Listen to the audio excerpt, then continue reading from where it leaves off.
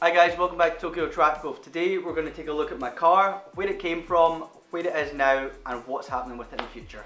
This is my 2004 Mazda MX-5 or Miata in the States. It's the 1.6 litre euphonic edition. The euphonic edition basically meant it came with a fancy radio and some NK wheels. When I bought the car it came with a cobalt back box, the hardtop, some Mazda Speed side skirts and a front lip that I think was just a sort of universal front lip.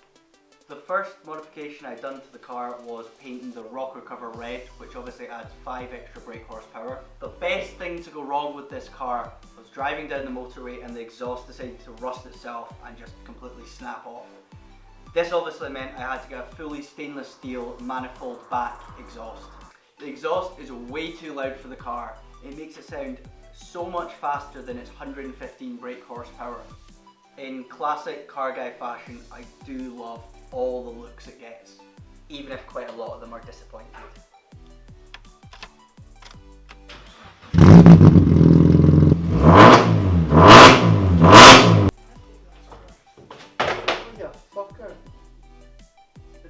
I went down to Glasgow with my friend David to his workshop to install my 6-point roll cage. It's supposed to be really simple, drill a bunch of holes, put a bunch of bolts in, done.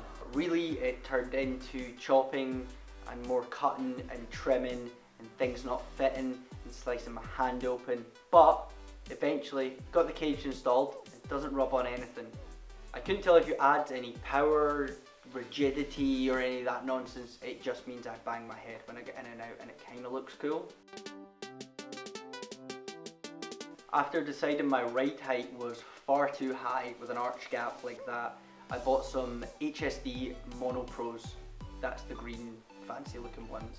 Like any self-respecting car guy, I got a bunch of mates that know substantially more than me to help me install them. Unbeknown to me, a couple of my friends, Grant and Adam, had decided that the car needed to be absolutely slammed. So the car became completely slammed. As a result, it looked absolutely fantastic. It looked great, static.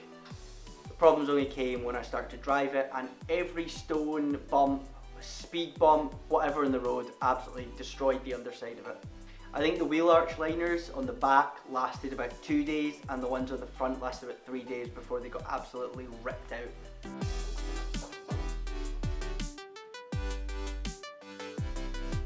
The engine itself is fairly standard. I obviously have a shiny red rocker cover which adds more power.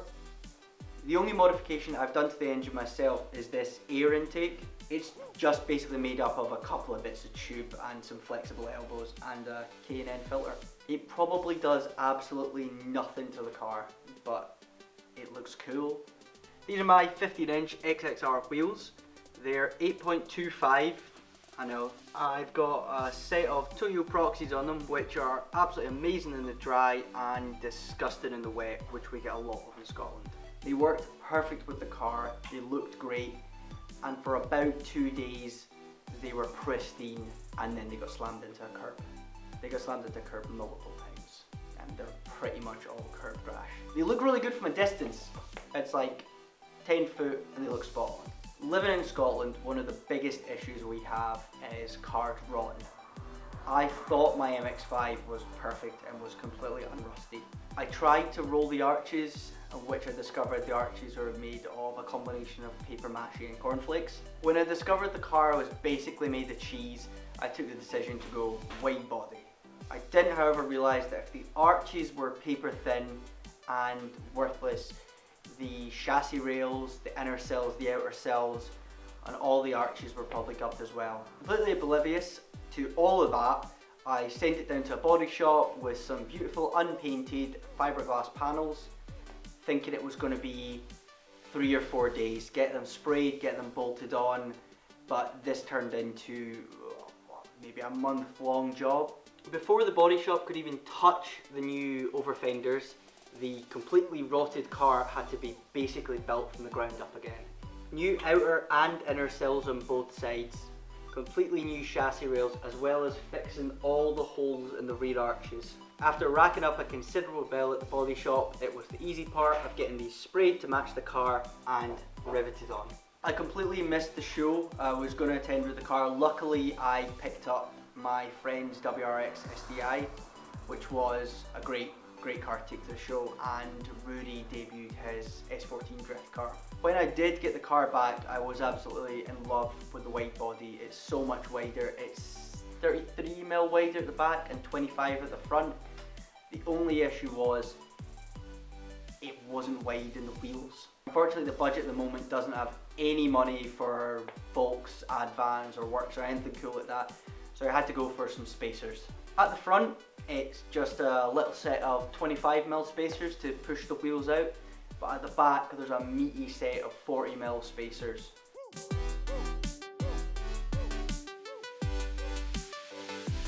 Starting out my first real project car with an MX-5 was a really good idea because it's a basic, simple mechanical car. It's taught me basically everything I know about mechanics, which granted isn't a whole lot. The best thing about the car, besides driving it on a beautiful day, have definitely been like the people and the friends I've met along the way. I started out just owning the car and having it outside my flat. I'm now in my own unit with one of my friends working on his project car, and every time I come up here there's always something to tinker on. From working on this car, I've learned a lot of practical things. A lot of people have taught me valuable skills along the way, the kind of things you couldn't learn in video games or TV shows. I know you never really finish a project car, but for me, I can sort of see where I want to take this car. I want to give it new arms, subframes, polybushes in all corners of the car, and get some of my racing seats installed. I really just want to get this car to the point where I'm happy to take it out on a B road and do what an MX-5 was designed to do, but with a really loud exhaust. So that's been a little look at my project car. Let's hope I actually get what I need to get done by the end of the year.